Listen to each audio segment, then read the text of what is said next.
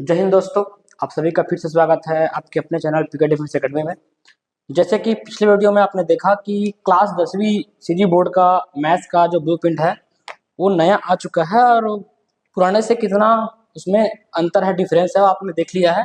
उसी कड़ी में आज हम आपके लिए लाए हैं क्लास 10th मैथ्स का मॉडल पेपर सीजी बोर्ड का, है ना। इसका हम पूरा सोल्यूशन करेंगे, लेकिन जो सोल्यूशन है वो अलग अलग पार्ट में आपको मिलेगा। पहले हम पहले हम एक नंबर के क्वेश्चन को सॉल्व करेंगे। जितने भी एक नंबर के क्वेश्चन है ट्राई करेंगे कि आज सॉल्व हो जाए इस वीडियो में, ज़्यादा वीडियो लंबी ना हो। उसके बाद 2 नंबर 3 नंबर ऐसे चलते जाएंगे। तो आज शुरू करते हैं एक नंबर के क्वेश्चन से। मॉडल पेपर अभी मेरे हाथ में है और इसमें जो एक नंबर क्वेश्चन है, टोटल 15 क्वेश्चन है। 1 से लेकर 10 क्वेश्चन सही विकल्प वाला है ना, ऑब्जेक्टिव है, चूज द करेक्ट आंसर। और जो 5 क्वेश्चन है वो खाली स्थान का है दोस्तों। तो चलिए शुरू करते हैं एक नंबर के क्वेश्चन से, सही विकल्प से। इधर आपको क्वेश्चंस दिख रहे होंगे। पहला क्वेश्चन है बिंदु 05, बिंदु 05 है ना, पॉइंट 05 किस पर होगा, है ना। 4 ऑप्शन दिए हैं, फर्स्ट क्वाड्रेंट, थर्ड क्वाड्रेंट, है ना, एक्स एक्सिस और वाई एक्सिस। पहली बात तो ये कि अगर पॉइंट के दोनों कोऑर्डिनेट एक्स कोऑर्डिनेट और वाई कोऑर्डिनेट अगर दोनों जीरो है, इसका मतलब ये है कि वो पॉइंट किसी चतुर्थांश में नहीं है। किसमें है वो पॉइंट? या तो एक्स एक्सिस में है या तो वाई एक्सिस में। अब हमको ये देखना है कि अगर एक जीरो है तो कौन सा जीरो है? एक्स जीरो है। अगर एक्स का कोऑर्डिनेट जीरो है मतलब वो वाई कोऑर्डिनेट में आएगा, मतलब वाई अक्ष में आएगा। सेकंड क्वेश्चन, वह खाता जिसमें जमा पश्चात निश्चित अवधि के समाप्त होने पर ही जमा राशि निकाली जा सकती है। The amount in which the deposited amount can be withdrawn only after the completion of a fixed period is.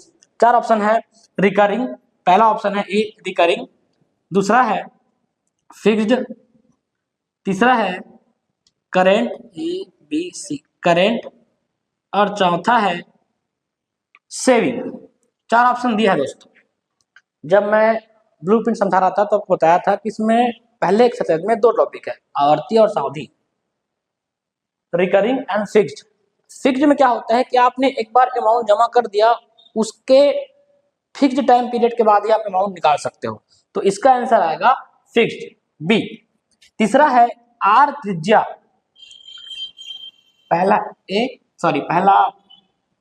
D Y axis, दूसरा बी फिक्स्ड या सावधि जमा खाता। तीसरा है पहला क्वेश्चन, दूसरा क्वेश्चन, तीसरा क्वेश्चन। तीसरा क्वेश्चन है आर त्रिज्या एल तिर्यक ऊंचाई, रेडियस दिया है आपको आर, स्लैंट हाइट दिया है आपको एल, और हाइट दिया है आपको एच। त्रिज्या, तिर्यक ऊंचाई और ऊंचाई आर एल एच दिया है। तो पूछा क्या गया है? शंकु यानी कि कोण का वक्र पृष्ठ, कर्व सरफेस एरिया। तो इसका सिंपल सा फॉर्मूला है पाई आर एल। तो इस प्रकार आपका आंसर हो जाएगा ए। इसी प्रकार आते हैं चौथे क्वेश्चन पर, राशि ए और सी का मध्यानुपाती क्या होगा। राशि, तीसरा क्वेश्चन, ये आ गया चौथा क्वेश्चन। राशि ए और सी का मध्यानुपाती, जब भी मध्यानुपाती क्वेश्चन पूछे तो उसका एक डायरेक्ट फॉर्मूला है। अगर ए और सी का पूछ रहा है, ए और सी का मध्यानुपाती पूछ रहा है, तो उसका सिंपल फॉर्मूला है प्लस माइनस रूट ए सी। अगर आपको फॉर्मूला याद नहीं है तो आप ऐसे ही बना सकते हैं। मध्यानुपाती बोला है तो ए और सी के बीच में क्या लिख लो? एक्स मान लो कि एक्स क्या है? मध्यानुपाती है। एक्स क्या है? मीन प्रोपोर्शनल है। तो यहाँ पे इसको हम a root a ratio x proportional x ratio c, इसको upon a upon x is equal to x upon c. यहां से क्या हो सकता है? X square is equal to a c, तो x is equal to plus minus root a c. तो इस प्रकार चौथे का आंसर होगा b, plus minus root a c. 4 question solve हो गए दोस्तों। अब चाहे तो इसको उतार सकते हैं, वीडियो को पॉज करके हम बढ़ते हैं क्वेश्चन नंबर 5 की ओर।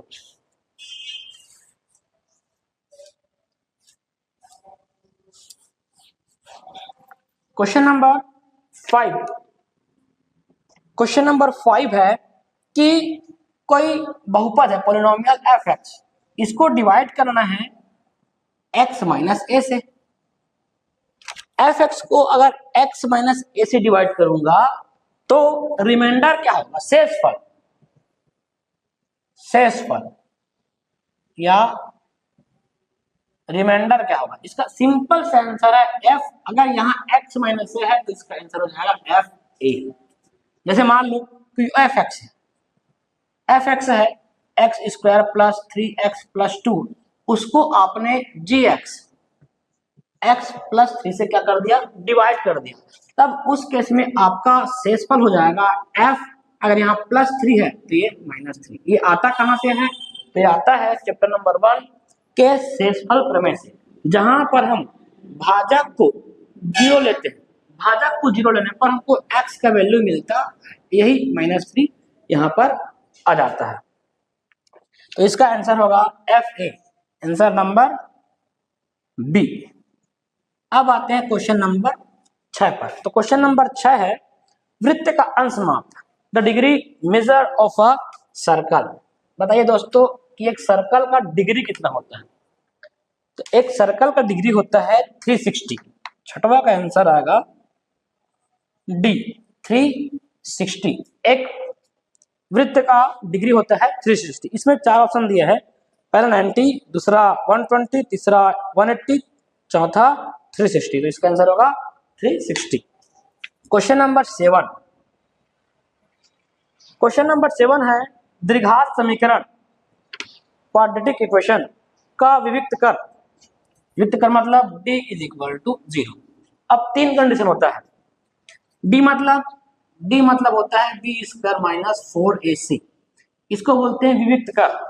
क्या बोलते हैं, विविक्त कर। डिस्क्रिमिनेंट, क्या बोलते हैं, डिस्क्रिमिनेंट। 3 कंडीशन होते हैं, या तो d का वैल्यू बड़ा हो सकता है 0 से, मतलब इसको सॉल्व करने पर आंसर पॉजिटिव में आएगा, या d का वैल्यू छोटा हो सकता है 0 से, इसका मतलब ये कि इसको सॉल्व करने पर आंसर नेगेटिव आएगा। ये 3 कंडीशन हो सकते हैं। उसमें से हमको पूछा गया है ये कंडीशन कि जब d 0 होगा। अब इस कंडीशन को देखते हैं, जब d 0 होगा तो समीकरण के मूल क्या होंगे, रूट के बारे में पूछा गया है। तो जब d 0 होता है तो root of equations are equal, तो रूट क्या होते हैं, इक्वल होते हैं, है ना। इसका मतलब ये है कि अगर पहला रूट 5 है तो सेकंड रूट भी कितना होगा, 5 होगा। सी 5, सेकंड रूट भी कितना होगा, 5 होगा। पॉजिटिव नेगेटिव, अगर 0 नहीं है, पॉजिटिव है या नेगेटिव है, जैसे मान लो d का वैल्यू +4 आया या d का वैल्यू -16 आया, इस केस में अगर +4 आया d का वैल्यू, इसका मतलब यह है इस समीकरण जो दिया रहेगा उसका मूल क्या होगा, अलग अलग होगा, और माइनस आया मतलब वो भी अलग अलग। केवल 0 आता है तभी मूल क्या होते हैं, समान होते हैं। अगर पहला मूल 5 है, दूसरा मूल भी क्या होगा, 5 होगा। नेक्स्ट क्वेश्चन है 7वां क्वेश्चन, सॉरी 8वां क्वेश्चन। क्वेश्चन नंबर 8 बोला गया है कि एक चक्रीय चतुर्भुज का कोण, चक्रीय चतुर्भुज, पहली बात तो ये कि चक्रीय चतुर्भुज किसे कहते हैं, साइक्लिक क्वाड्रिलेटरल। ये है क्वाड्रिलेटरल। कोई क्वाड्रिलेटरल अगर सर्कल के अंदर है, कुछ चतुर्भुज अगर वृत्त के अंदर है और उसके चारों शीर्ष वृत्त की परिधि को टच कर रहे हैं, तो ऐसे चतुर्भुज को, ऐसे क्वाड्रिलेटरल को साइक्लिक क्वाड्रिलेटरल कहते हैं, साइक्लिक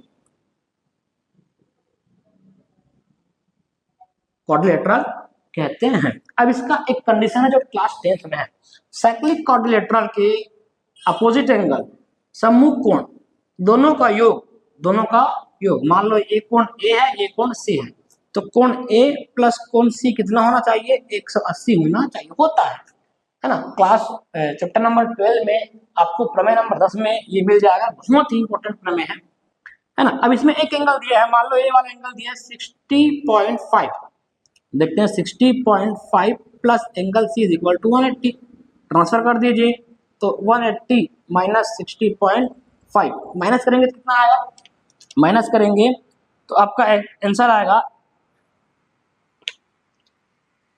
119.5, 119, 60, 180 में 60 गया, 120, 5 और गया तो 119.5 डिग्री आपका आंसर आएगा। ये आंसर है आपका ए।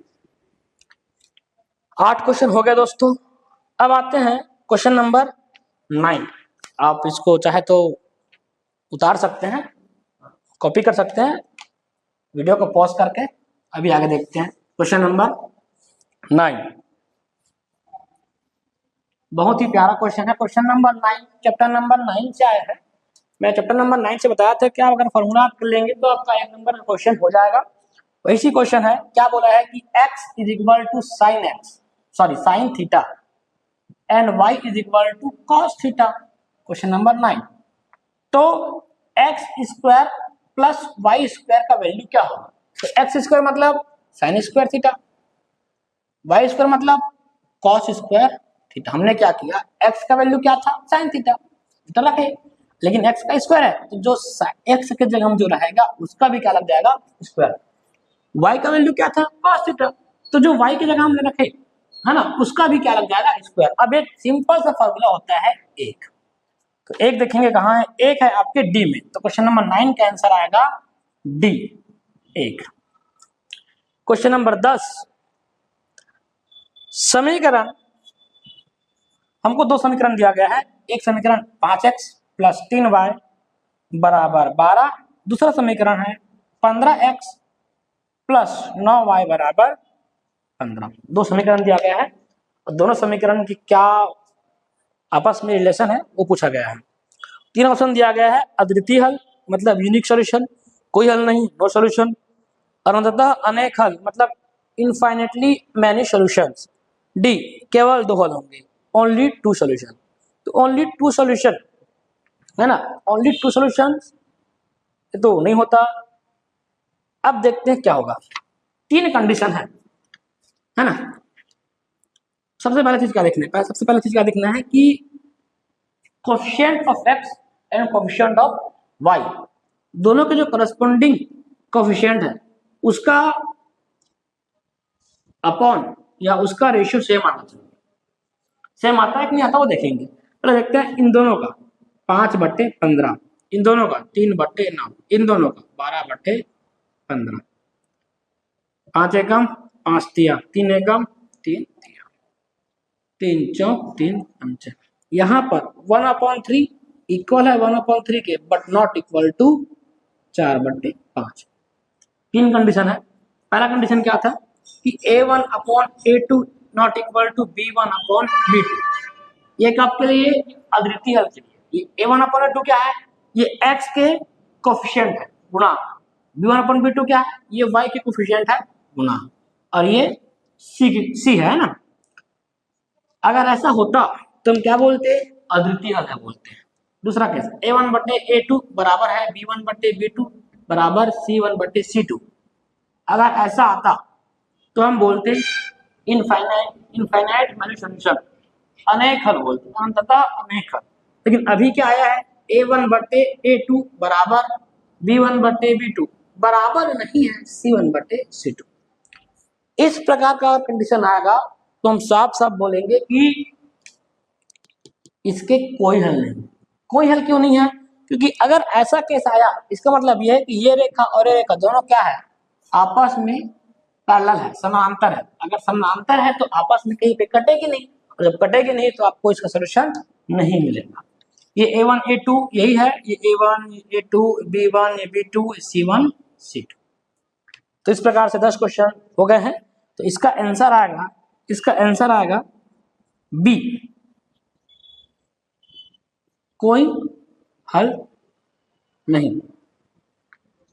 कोई हल नहीं मतलब नो सॉल्यूशन, नो।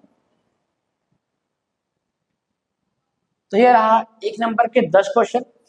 इसमें अंतर यह कि पहले एक नंबर के जो सवाल आते थे उसमें 5 नंबर बहुविकल्पी था और 5 नंबर खलिस्तान और 5 नंबर सत्य असत्य या से जुड़ी था। लेकिन इस बार मॉडल आया है कि 1 से लेकर 10 क्वेश्चन, मतलब 10 नंबर, एक नंबर के 10 क्वेश्चन सीधा बहुविकल्पी में आ गया है, मॉडल में आया है। मतलब पूरे पूरे चांस है कि बोर्ड के मेन एग्जाम में भी ऐसा आ सकता है, तो आप इसी के अकॉर्डिंग तैयारी कीजिए।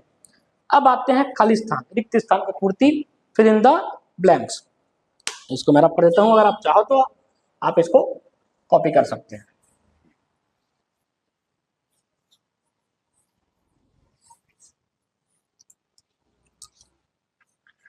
नेक्स्ट है रिक्त स्थानों की पूर्ति कीजिए। पहला क्वेश्चन आपको इधर दिख रहा होगा, पहला क्वेश्चन पढ़ देता हूं। समांतर श्रेणी 5, 12, 19, 26 इसका सर्वांतर, सर्वांतर मतलब कॉमन डिफरेंस, कॉमन डिफरेंस सर्वांतर पूछा जा रहा है। सर्वांतर का सिंपल सा फॉर्मूला है कि आप कोई भी नंबर पकड़ो, जैसे मैं 19 पकड़ लिया, तो 19 के पहले क्या है 12 माइनस है ना, तो 19 से 12 गया 7, 7 19, ये आपका सर्वांतर। जैसे आप 26 पकड़ते, 26 के पहले क्या था 19, तो 26 में 19 गया तो भी 7 आ गया। 12 पकड़ते तो 12 में पहले 5 है तो भी 7 है ना। मतलब जो आगे वाला टर्म है ना, उसमें माइनस करेंगे पीछे वाला टर्म को। दूसरा आपका क्वेश्चन है, किसी सावधि जमा खाता में ब्याज की गणना तिमाही की जा रही हो तो n वर्षों के लिए ब्याज की गणना अवधि होगी, गणना अवधि है ना। If interest on a fixed deposit account is calculated quarterly then the interest calculation period for n years will be. देखिए सिंपल, एक 1 ईयर, एक साल में 1 year is equal to 4 quarter, 1 year is equal to 4 quarter, मतलब एक साल में 4 तिमाही होता है ना, एक साल में 4 तिमाही। तो n year is equal to n is year, n years is equal to n वर्ष, n years is equal to 4n quarter. जी हाँ दोस्तों, 4n क्वार्टर मतलब 4n तिमाही। तो इसका आंसर क्या होगा, इसका आंसर होगा, खालिस्तान का आंसर होगा 4n, 4n। तीसरा क्वेश्चन है 3tan 15 degree upon cot 75 degree. ऐसे क्वेश्चन में आपको ध्यान देना है कि एक फॉर्मूला है 90 माइनस थीटा वाला, उसमें यह है कि साइन बदलता है कॉस में, सेक बदलता है कॉसेक में, टेन बदलता है कॉट में। क्या आपको यहाँ पर टेन और कॉट दिख रहा है, दिख रहा है। और उसके साथ साथ आपको जो एंगल दिया टेन और कॉट में, दोनों का सम 90 डिग्री दिख रहा है। जी हाँ, दोनों का सम 90 डिग्री हो रहा है। तब हम क्या करेंगे, किसी एक को चेंज कर देंगे। 10 को चेंज कर दो तो 10, 15 को 90 माइनस 75 लिख सकता हूँ, 90 में 75 गया 15 और एक कॉट 75, ये हो गया 3 10 90 माइनस थीटा कॉट थीटा। जो एंगल यहाँ पे है वही यहाँ पे आ जाएगा और एक कॉट 75 कट गया दोस्तों, अब आएगा 3, आपका आंसर आया 3। इस प्रकार से ऐसे क्वेश्चन बनेंगे। क्वेश्चन नंबर 4 में आते हैं, उससे पहले इसको रब कर देते हैं। इफ यू वांट, अगर आप चाहो तो इसको कॉपी कर सकते हो वीडियो को रोककर। नेक्स्ट क्वेश्चन है क्वेश्चन नंबर 4, स्केल गुणक, मोस्ट टाइम की question. Question number 4, question number 4 क्या बोला है कि 50 सेंटीमीटर, हमको 50 सेंटीमीटर इंटू 20 सेंटीमीटर से क्या बनाना है, 10 सेंटीमीटर इंटू 4 सेंटीमीटर, ये बनाना है। इसका मतलब ये है कि आपको बड़े नक्शे को क्या करना है, छोटा करना है। तो इसके लिए स्केल गुणक, स्केल फैक्टर क्या होगा, सिंपल है। इसका स्केल फैक्टर का सिंपल फॉर्मूला है, सिंपल ये काम करता है। कैसे काम करता है, जो नया हम नक्शा बना रहे हैं उसका लेंथ या उसका डायमेंशन 10 सेंटीमीटर, कोई भी डायमेंशन ले लो, अगर इसका आप लंबाई ले रहे हो, लेंथ ले रहे हो, इसका भी आपको लेंथ लेना पड़ेगा। 10 सेंटीमीटर अपॉन जो पुराना पहले था 50, तो 1/5 इसका स्केल फैक्टर।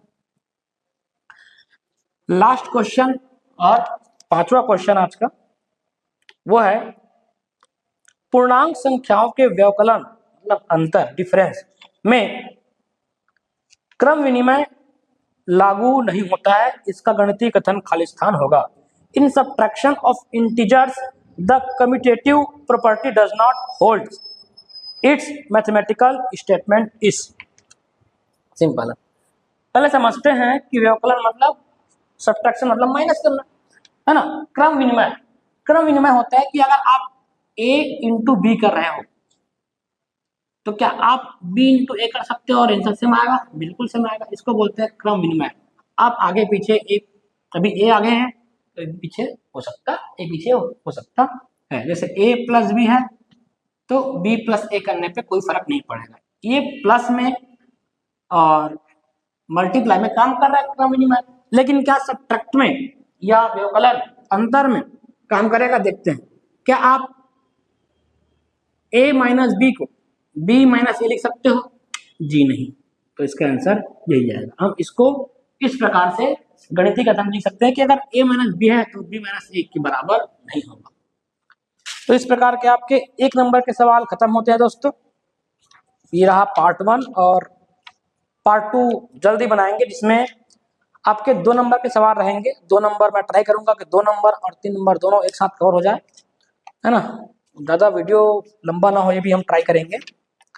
तो बहुत ही इंटरेस्टिंग वीडियो आने वाली है, आपके काम की आने वाली है। जैसे कि सामने बोर्ड एग्जाम है, तो हमसे जुड़े रहें। और प्लीज़ अगर आपको वीडियो अच्छी लगी या, है ना, इसमें और कोई इम्प्रूवमेंट है ना, इम्प्रूवमेंट आपको चाहिए तो आप कमेंट कर सकते हैं। और अगर आपको अच्छी लगी तो आप अपने दोस्तों को भी शेयर करें। Thank you so much. Next video में मिलते हैं।